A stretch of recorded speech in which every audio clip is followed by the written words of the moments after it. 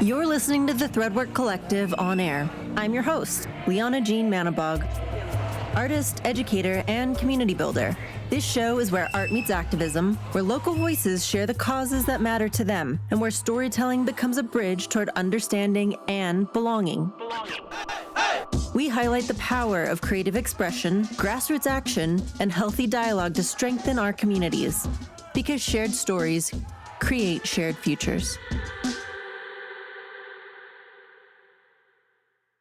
Welcome to this week's Threadwork Collective on air. This week we have got these two really cool women here, Danielle and Isa. Welcome, you guys. Thank you so much for joining. And we're going to be talking about you, but then also about, I'm drawing a blank on the name. Reason and Revelry. I was like, revelry. Clearly, I'm focusing on the party part more than the intellectual side. Most people will. No, but it's a catchy name. I really liked it. We connected through our mutual friend and your first lecture series guest, Dr. Lisa Diamond. So before we chat a little bit about her, which we had her on the show just last episode, let's talk about you guys. Tell our listeners a little bit about yourselves, who you are, how you know each other, and yeah, we'll just go from there. Well, I'm Danielle. Lisa and I have been friends for almost 20 years now, since we met in junior high. We already had like that trust built when we came together and started this, which is wonderful to have and, create something with your best friend. But about me, like work-wise, have been in education in nonprofits in the past, but I'm currently in the real estate industry. So I'm just on the back end helping, buyers, create a smooth process for the home buyer process, because it can be stressful. But outside of that, I love anything outdoors. I love traveling. Been to 30 countries now. That's cool. Yeah. And counting, hopefully. But I love skiing, camping with friends, and of course, the girls' book club. Hell yeah. You can curse on this show, by the way. So how about it? Yeah. Amazing. Well, something anecdotally that Danielle glazed over is that she was actually the first friend I met when I went to junior high for the first time, because I was this little homeschooled gal up cute. until 8th grade. And she happened to be one of the few people that was like, come sit with us at lunch. So I think that says something about her. Yeah, for sure. But yeah, so I'm Isa. I've lived in Utah my entire life, born and raised here. I've actually had a pretty interesting career trajectory, which has led to a lot of the stuff that we're working on with Reason and Revelry. But I graduated college with a degree in sociology and religious studies. And the sociology degree, that's actually how I know Dr. Lisa Diamond, because she was one of my professors at the time. And then after that, I didn't really have like a plan. I didn't know what I was going to do, didn't have a sense of what I was interested in beyond like academia. So I ended up taking like a role locally here at a local Utah company. And it was a great entry. But from there, I fell into this interesting world of like curating high touch and high impact events for a bunch of different organizations globally, for nonprofits, for even hedge funds. It kind of varied. It was literally across the entire landscape of business. And through that, I learned a lot about how to make experiences and make events that were meaningful outside of logistics. So it's just something that's really become my passion. Outside of work, though, I'm a cat mom. I've been married for about 12 years now to my husband, who I met in college. And I just love, similar to Danielle, doing things outdoors, love traveling. Paris is my favorite place on earth. I have not traveled to as many countries as she has, but You're like only 27. I wish more like 5. Still pretty solid. Trying. So yeah, that's just a little bit about me. Very cool. I also have 2 cats. I have to say that. They're precious. They're precious. I don't have any cats, but I have a dog that's kind of like a cat. She's a little wiener dog that has alopecia. No. So like, when you see bald men that are like the little ring of hair, that's her. It's just her body, the top of it is bald, and then it's just the hair around the bottom half, and then her head still has hair. Yeah, so she wears clothes everywhere. Oh, that's so cute. I Yeah. love She's got personality, yeah. That's pretty Gosh, I fun. love that. Okay. You're the second person that has told me that their dog has alopecia now. Really? I've Yes. never met anybody else Yeah. with wow, we should start a club We should have, maybe. like, a dog date and, like Right? I think it's a small dog problem. It's a small community. Right. It's super cool. I was homeschooled in middle school, so we have that in common. Okay. I like to joke and say that I feel like I was destined to do some education reform work because I did private school, homeschooling, and public school. It's a weird landscape, man. It is. I realize that, yeah. Good for you for knowing that like people need friends. Right, that's where we are today, that's what brought us here. Exactly. You're stuck with me now. Dude, but actually, I like to say I feel like moving around, starting so many schools when I was a kid is one of the big formative pieces that showed me how important community is and that it's a skill set that we don't necessarily know if we grew up living in the same place without substantial change like our whole life, you know? Yeah. Very true. So super cool. Well, I have a lot more questions about all the other things that you guys do individually because you're super cool. But talk to me more about Reason and Revelry. Like, how did this start? Yeah, lay out the vision.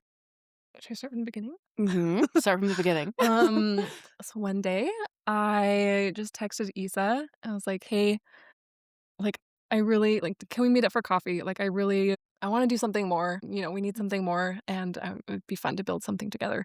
So we met up, of course, at our local Starbucks, and um, we were just bouncing off ideas, like thinking about, what are some of the main things that we really are wanting? We want to bring community, like a gathering space. So at first, we were thinking, okay, like a physical space, like a coffee shop. Like everyone loves those, everyone gathers, you can do everything there. But it wasn't very realistic. We both have full-time jobs and it just wasn't attainable. So we're like, what can we still move forward with while keeping it like our meaning behind it? And so we're just bouncing off ideas still. And Issa brought up this idea of bringing speakers and professors into bars. And it kind of clicked. Like that was it. Like it's bringing the continuing education that we've always talked about, like wanting to continue learning without, going back for a degree or something. Um, it's a great way for community building. You meet new people in a city that you've lived in forever, and there's, thousands of people who still don't know. And it's a way just to have a fun night out. And so Mhm. I just kind of clicked and it was doable. And I don't know, working on it, it's been so fun because it's not work. It's something we love to do. It's, hang out with your best friends. So it's been great. It's been fun. But that's how it started. Super cool.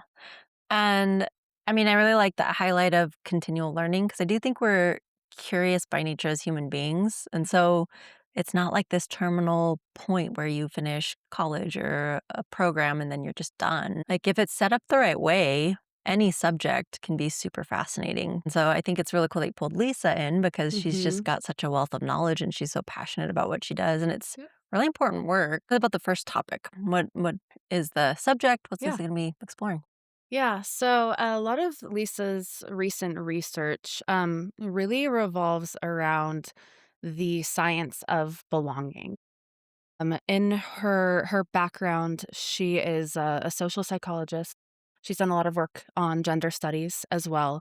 And we were talking to her more recently because, like I mentioned prior, I know her from college a decade ago Mhm. at this point, when she was really focused on more topics like the psychology of love. I remember learning about oxytocin from that woman for the first time as an 18-year-old, not knowing what that meant. And obviously, since that time, her research and society at large has evolved quite a lot. So she's been focusing a lot on trying to understand the impact of human connection, especially in the realm of when people feel like they're stigmatized. There's a concept that she talks about called danger antennas, which is this sort of like sense of hypervigilance that people can kind of move throughout the world with when they feel like they are a minority or when they feel like they're stigmatized themselves. So what she's going to be talking about a lot is just that overall science of what it means to belong, the neurology behind it, what is actually going on in our bodies when we we have that danger antenna up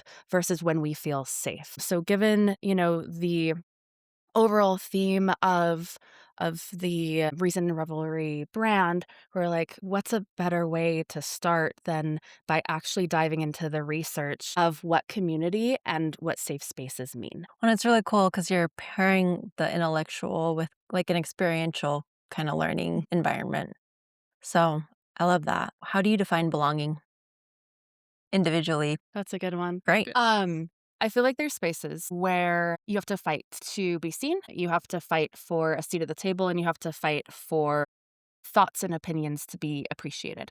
And then there's other spaces where you just kind of naturally fit. And that's about not only the environment that you're in and the safety that's created in that environment through inclusion, through even how the experience is set up, but it's also about the people in the room as Mhm. well. So for me, belonging is really all about like finding that tribe, that chosen family that can support like who you are and see you for who you are through, all of your quirks and all of your nuances that everybody has. And it's really about that safety. And it's about, to borrow from Lisa, not having your danger antenna up. Just gonna say, tagging off of you, I agree. It's about being seen and the comfort of feeling heard in like Mhm. your environment, in the people you're with. And like you said, you can go into a space and feel totally out of your realm and you feel, closed off and small. And then you can go into another space where you feel comfortable. You have the courage to speak up or meet new Mhm. people or like, I don't know, talk, and share your voice. And so I think it's being seen and being heard, I think, are the big things about belonging, which, and of course, that's chosen family. That is family. That's, you know, yeah. Yeah. Yeah. Yeah. And I feel like too, like there's scenarios where it doesn't necessarily even mean that you have to be fully like not nervous too, right? Like Yeah. I feel like I've been in scenarios where like I have to speak publicly or I have to speak in front of a group and I'm so nervous. Like my heart's pounding, I'm palpitating. But knowing who you have in front of you and knowing the topic that you're going to be talking about as well, that can kind of create a sense of longing, even in those moments that don't feel as comfortable. Yeah. And I like what you highlight around this idea of safety because I think belonging is a really hot topic right now. Mhm. We're all trying to find a way to belong. And it's one of the things I talked about back in February when I gave a talk at Fisher was this idea of like belonging is so core to who we are that we are going to look for a community, even if that community is unhealthy, simply because we need each other. And so it's really interesting to me to look at if we don't do the work to really define healthy community spaces and what healthy belonging looks like there will be it's a vacuum. It'll be filled by Mhm. other things. And so I think that that's where we get a lot of like these really closed, extreme online forums and Yeah. cults and Yeah. gangs. And because people ultimately have this deep drive to find a community that they can feel safe in, Mhm. even if that version of safety that community is offering is distorted in some way. So I'm curious about like structure of events. So because there is like a way to engineer spaces so that when people come together, they feel, even if they don't know anyone, like they at least have an entry point into belonging. What are some of the things you think about when you're structuring a Reason and Revelry event, or even more broadly speaking? I like to leave something for readers to go away with. Like if they're trying to bring people together and they want to be conscious of creating a space for belonging, what are things they can think about and should be thinking about to do that? Yeah. So, one of the organizations that I worked for years ago, our whole thing was about designing experiences that specifically catered to introverts instead of extroverts. Because our founder, he is in the tech space, but he himself like would describe himself as an introverted person. He's really good at building product and building teams. but you put the man in a conference situation and he clams up a little bit and gets kind of nervous. Mm. So it was really important to him that anything that he was spearheading was designed for that person that is a little bit more reserved. So we've taken a lot of the themes and tactics from that gathering and brought it into Reason and Revelry. So what was really important when we were planning those events was a couple things. So one, you have to set the stage. And you set the stage by having a warm welcome, and two, having a topic that is accessible and that irrespective of who is in the room, they have some tie into it. So it can't be niche enough that nobody's going to know what's going on, but it has to be centered around enough of like the human experience that whoever you are, you can relate. So that's one way. Another thing that we would do is we would set up space for folks to be able to share their own thoughts in a way that didn't feel like they were putting themselves out there. Something that we're planning to do is after the initial talk that Lisa will give, we'll do a short fireside conversation so that a dialogue is bridging the gap and a dialogue is opened to then create conversation amongst the group. So each little table is going to have like a little question card with like 2 or 3 questions. Nobody has to do it. It's not required. But if you're sitting next to somebody that you don't know very well, you have a conversation prompt so that you don't have to think of something and it's going to relate to the topic at hand. 9 times out of 10, people are using those because it gives them that entryway to speak on something that they're either not very familiar with or to meet somebody new in a way that like might be a little bit scary. And I mean, quite frankly, and another big thing of this, another big part of this is sometimes you need to loosen up a little bit as a person, right? And having a quick cocktail is one of the best ways sometimes to do that. So when we talk about lifelong learning and we talk about building community, there's so many great things going on in the Salt Lake community around that. We're purposefully hosting this series in a bar so that you do have that little bit of support from a cocktail or a beer or something to open up a little bit and to feel a little bit more willing to have those conversations. So we're just trying to create space for folks to be able to, maybe try something that they haven't tried before. Yeah, we really wanted it to be as little intimidating as possible. We wanted a single person to come to try something new that they wouldn't otherwise. We wanted just friends to come or just, get out of your comfort zone, but in your, the level of comfort that you have and would like to do. So if they want to come and just listen to the speaker and leave right after, they can. If they want to come and try out some conversations after, it's an easy segue to do so. And yeah. Exactly. And the other thing too is we were pretty intentional about the space, I would say.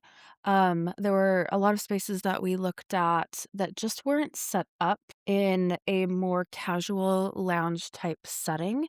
We didn't want it to be like theater seating. We didn't want it to be just a bunch of like little table pods. So Varley, the venue for the first one, they have like this beautiful bar where you can sit by somebody you don't know. They have like some larger tables where it can be more of a communal table. So even that little bit of how the space is engineered really matters. Super cool. Yeah, I spent my whole life like moving. I was in 3 different states and 3 different schools in the 3rd grade. So like it was a lot of That's a moving. lot. But like I do think if you've been in the same space your whole life and you've kind of been given your network, by default, you don't tend to think a lot about the engineering that goes into that. Like when I was a little girl, I was so shy. Had to learn how to grow out of that really It's quickly. not easy. I remember the awkward growth period too of like looking at people. I remember talking to my mom and being like, "Mom, how do you know what to say when you talk to people?" Oh, And she was just like, "Well, you like ask a question and then you listen and then based on their answer you ask another question," kind of a thing. And I remember being like, "Okay."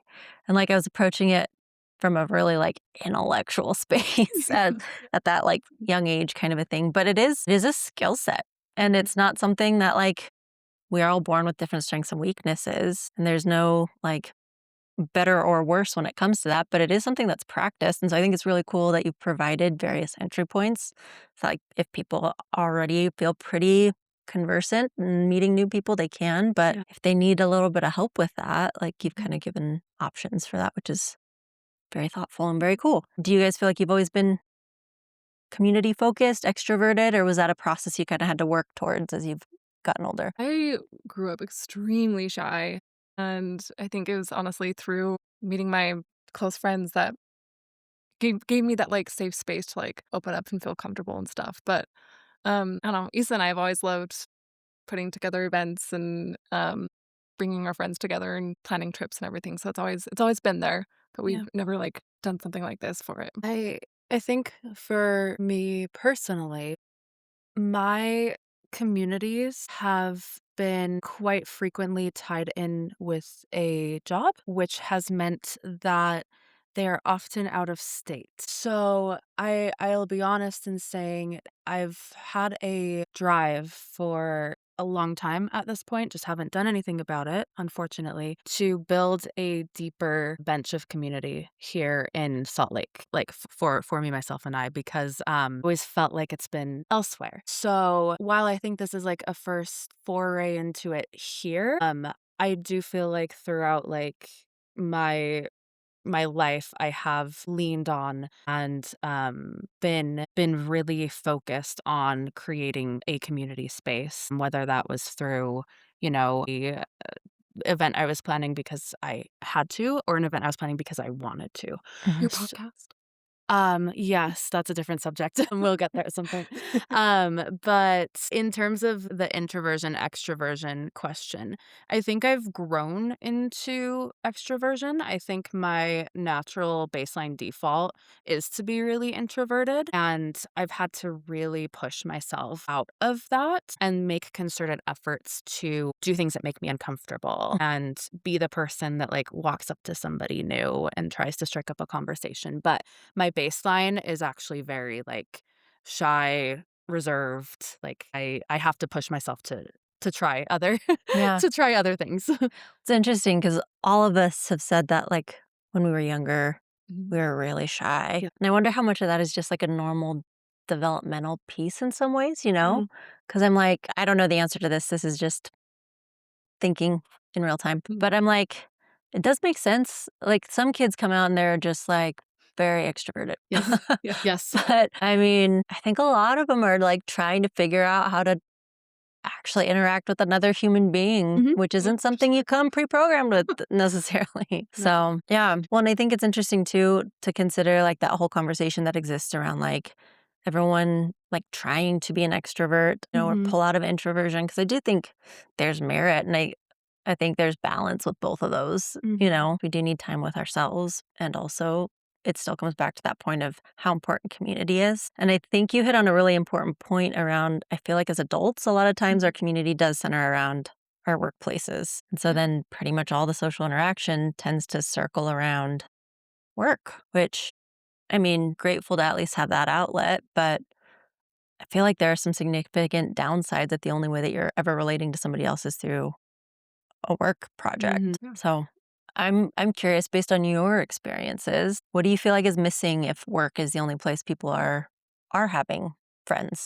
I personally feel like we have a big problem today with a lack of a third space, where the options that you have to meet someone new, hang out with your friends, relate to somebody on some level, whatever it is, like have that sense of community, tend to be geared around either buying something or, like you mentioned, work itself.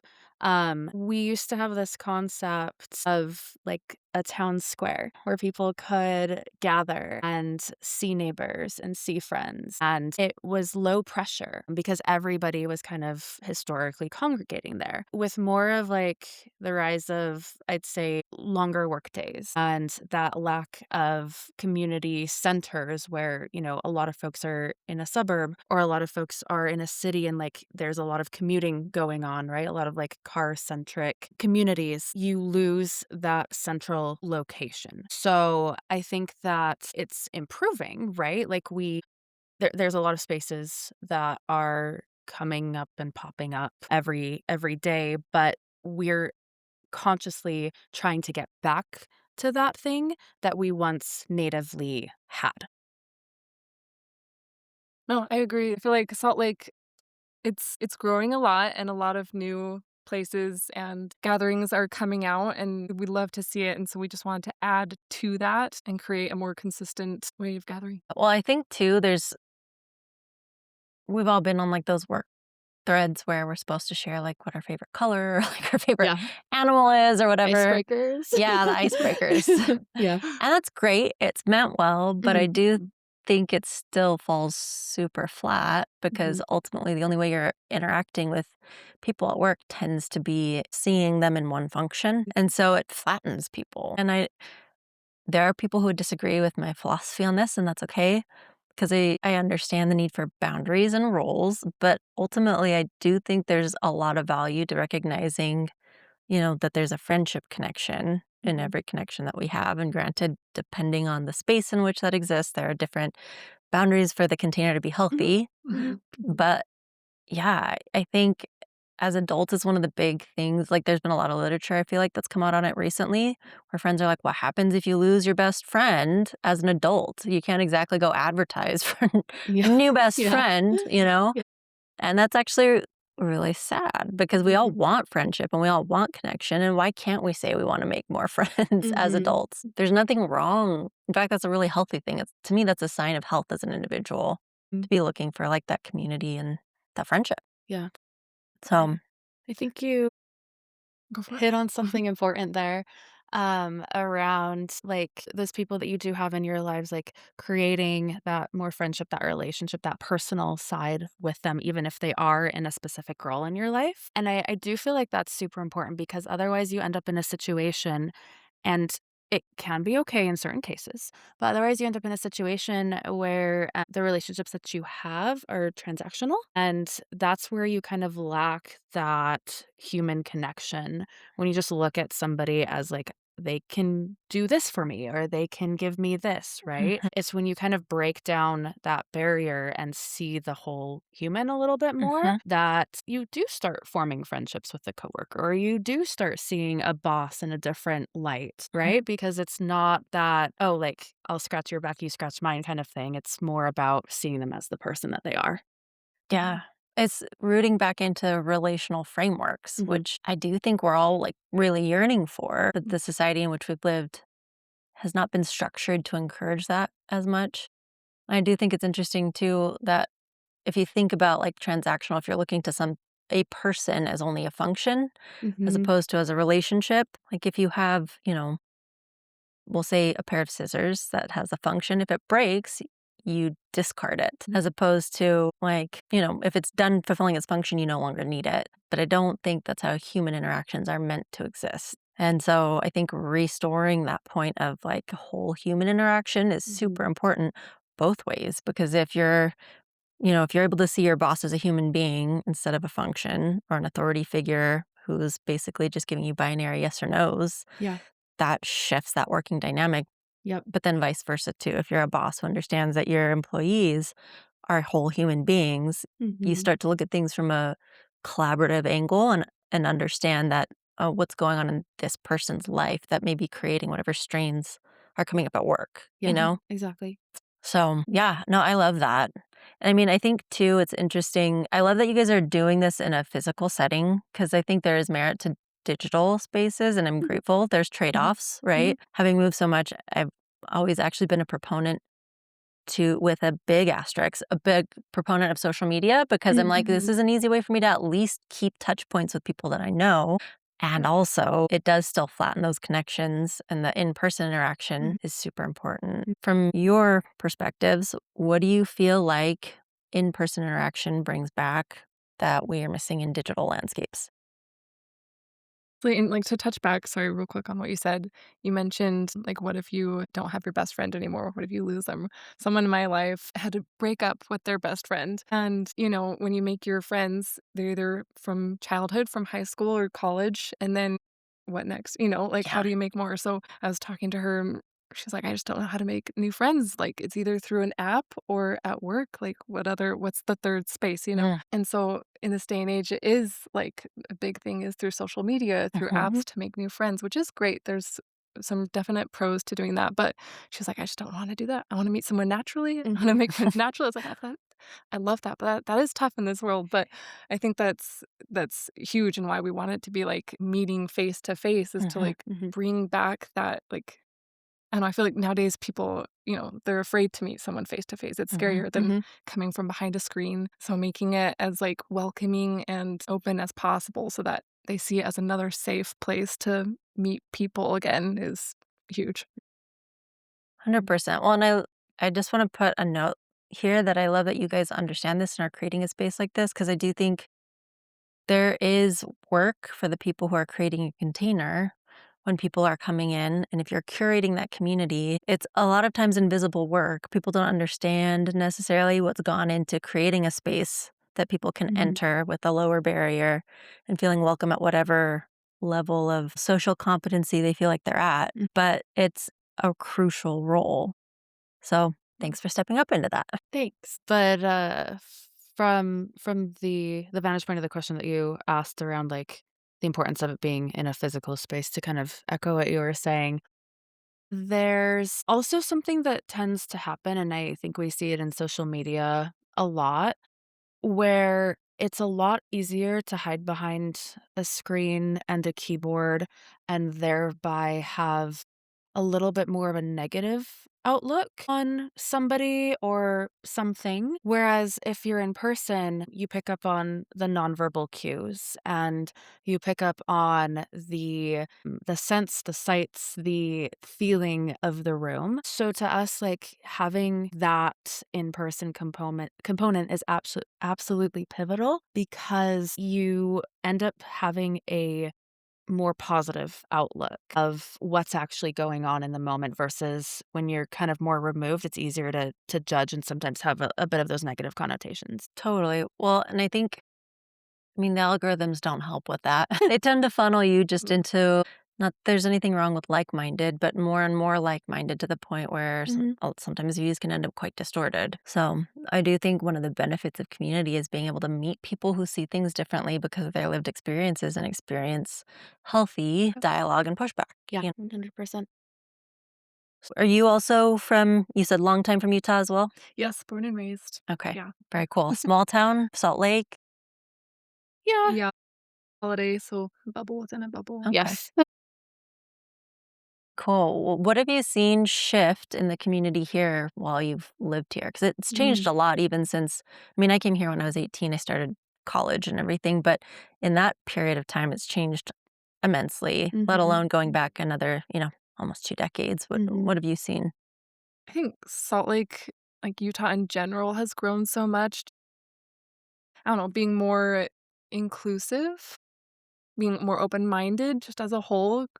Um, yeah, Yeah, I think I'll caveat this by saying I think we have a long way to go, but from childhood to now, the diversity, not only of people, but of thought, is a really big one. Where I feel like we used to have a lot of homogeneity in every single sense of that word, every vertical. And now you're seeing a lot more differentiation. And that's what's really, really jarring to me. I think with it, though, you tend to get more extremes here in Utah than in other cities I've been to and other places that friends of mine live, where because there is and has historically been like a certain train of thought, you end up with the extreme opposite as Mm. well.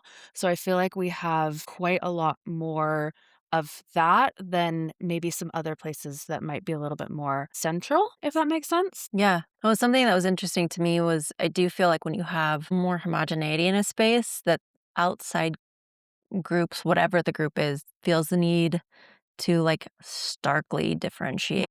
I've Absolutely. totally seen that. I grew up evangelical Christian was my Mm, background, and I'm not religious anymore. But I was in Utah, which was very Mormon. I remember when I visited a few different churches when I first moved here. It was so interesting to me to notice how all of those churches, in all of their sermons, like bar none, none said anything other than this, defined themselves multiple times in the sermon as not Mormon, Yeah. which I was like, that is so odd to me because Defining what they're not versus what they are. Mhm. Yeah. And I'd grown up going to a bunch of different churches, as a kid, and that was just not really a thing. I mean, they had their other things, but yeah, it was just so loud here. I I think that's a super astute observation based on my own lived experience too. I am curious to see what it looks like because it does feel a little bit like an oil and water situation. But I do think there's a way to bring that more towards the center. And I think it was Audre Lorde talks about this. I'm paraphrasing, she says it way more eloquently, but we create healthy communities not by erasing our differences, but by celebrating and highlighting those. And it does us no good to pretend that those don't exist. So it's not seeking to create this mixing of all the colors into just one unique color. It's allowing the full spectrum. 100%. Yeah. Yeah. No, I love that. How do you select your topics for this?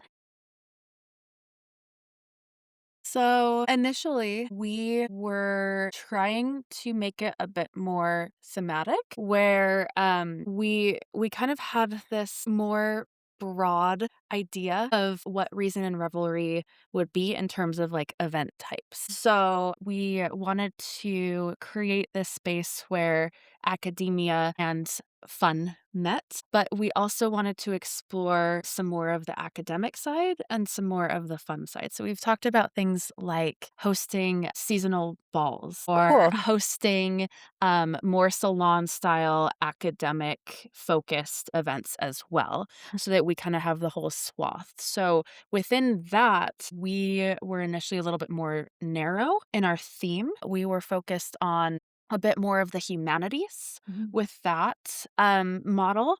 But then we honestly just got to thinking and had a conversation about it. We're like, there's real runway here to broaden that out and provide a space for topics that anybody could be interested in. So, kind of like we were saying before, we don't want every single topic to be psychology or to be religious studies or AI, right? We want to hit it all because there's so many different communities within Utah that we feel we'd love to get to know better, to invite, to include in this. So to us, it's actually really broad. Cool. Yeah. Oh, I love that. So how often will you be doing this? Yes. Talk to us about the rhythm of that. So we want to have consistency so people can show up again and again, make new friends, or meet some ones that you met on the last one. So we'd love to host it monthly. We're trying it out this month, end of April, and then we're going to be going from there. Very cool. Yeah. I love that. It's a lot of work to pull together an event. So every month is impressive. Trying. No, that's awesome. And where do you see Reason and Revelry going from here? Is this just going to kind of be your main thing, like an ongoing once a month lecture series? Are you dreaming to expand that beyond that? Honestly, yeah. So what Issa was touching on before, we want the monthly series to be like the foundation of Reason and Revelry. We would love to, long-term goals, have the salons where there's more intimate conversations and meetups. And then, of course, if we had like an annual party or ball, that would be that's the vision long-term goal. That would be great to have like the multiple different events and meetups that people can pick and choose what they want. But we definitely want to have that consistency so like it can always be there. Super cool. Yeah. Yeah. And where can people find you? Great question. So we are on social media at Reason and Revelry on Instagram. We also have a LinkedIn and a Facebook under both of those names as well. And ticket sales right now are open via Eventbrite. Cool. Okay. And what is the date and time? You already said it's at Barley. Yes. So end of April on the 22nd. Doors open at 5:30. There'll be some mingling. You grab your drink, find a spot, and then Dr. Lisa Diamond will start at 6:15. She'll have her talk. Then we'll have the fireside, and then you can stay as long as you want afterwards. Very cool. Okay. Well, if you had to leave listeners with like a takeaway tidbit of wisdom around community and belonging based on your personal lived experience, what would that be? So I would say that the big takeaway for me with all of this is it's really important to find those pockets where you can not only find but also create your own meaning. So if this accomplishes that in any way for the folks that join, that's a success. Like that is what, I'd be looking to accomplish Mhm. through something like this. And meaning I think can come in various ways and it's very personal. For some folks, it is going to be that community aspect. They're going to find a new friend, but they're going to meet someone new. For somebody else, it could be an aha moment from something that Dr. Diamond says. For somebody else, still, it could be that they change their mind on something. So it's all about that personalized experience within the broader context of a group event. I agree. I love seeing the ticket sales coming in, and I love seeing just the one ticket because Mhm. it shows bravery to me, just like someone saying, "Yeah, I'm gonna go to this alone, either learn something new or meet some new people, make new friends, community." It's exciting to see. Yeah, I love that. Well, and I appreciate that you guys aren't assigning an outcome that has to exist for every single person, but Mhm. creating a space that allows each person to extract their own meaning. Mhm. And I do think that's one, really empowering and honoring of like the individuals. Then two, I do think there's a lot of value and an importance and understanding that we do get to make our own meanings and that we don't put enough value on spaces that allow us to be safe in making our own meaning and allowing that meaning to shift from month to month and season to season because we're dynamic creatures as human beings. We're not static and it's not just done once we've hit a point.